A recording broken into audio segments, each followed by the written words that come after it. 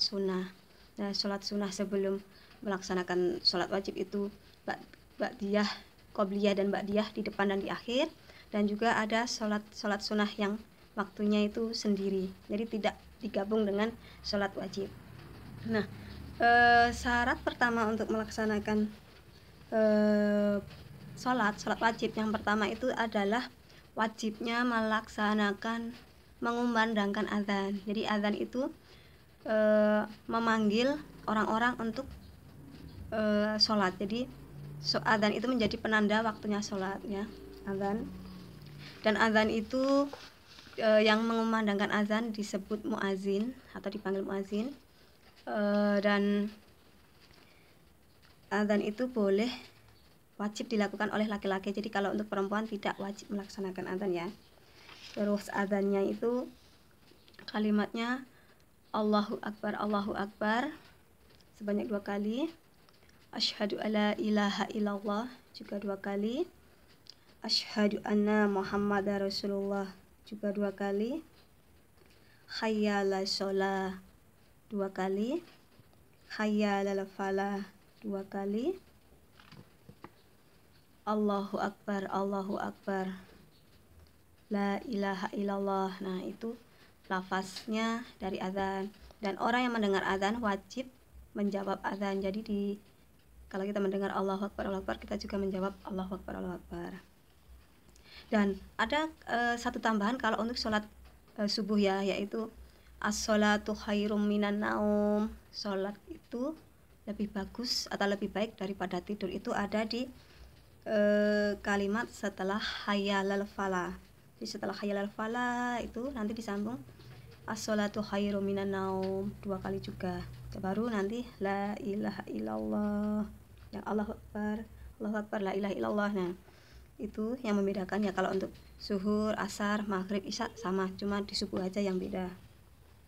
Setelah itu kita juga membaca doa setelah mendengar azan ya, yaitu Allahumma rabb hadhihi da'wati tammah wassalatil qa'imah ati Muhammadan wasilata wal fadilah wasyarafa wat darajatan aliyata rafi'ah wa ba'athum maqamam mahmuda lilladzi wa'adda innaka la tukhliful mi'ad.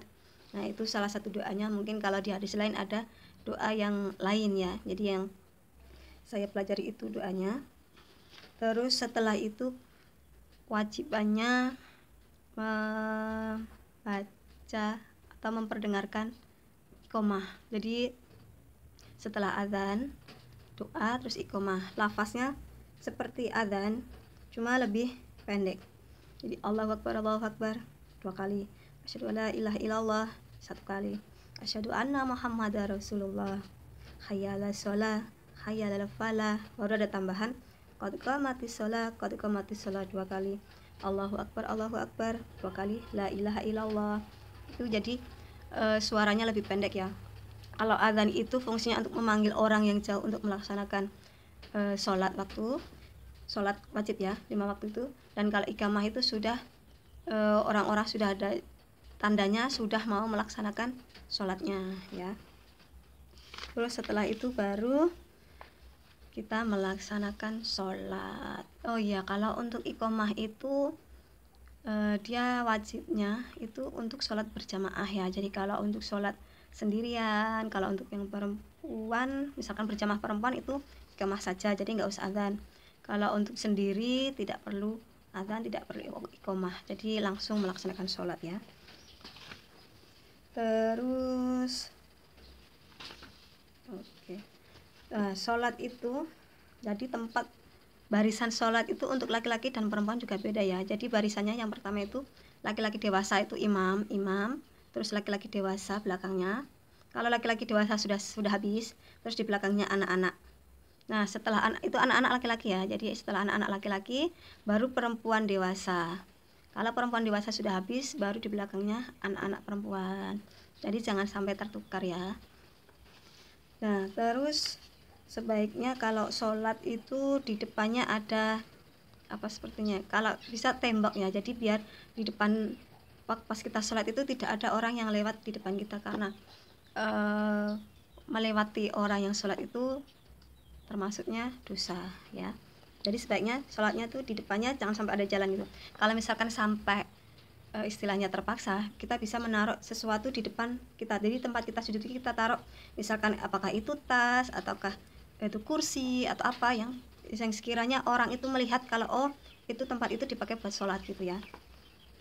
Oh ya, waktu sholat subuh kita waktu sholat itu subuh itu setelah terbit fajar sampai mulai terbit fajar sampai matahari terbit. Jadi fajar itu terbit sampai ke matahari terbit.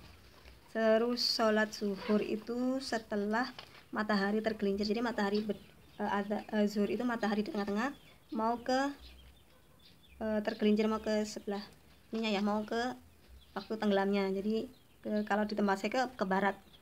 Nah, dari tengah-tengah mau tergelincir. Nah, itu waktunya sholat zuhur. Sholat asar dari habis waktu zuhur, jadi dari bayang-bayang satu benda itu sampai nanti terbenam matahari. Jadi waktu zuhur habis nanti asar ya. Maghrib dari waktu terbenam matahari sampai terbenamnya syafaq teja. Syafaq teja itu warna merah atau jingga yang ada di atas langit waktu sore itu ya.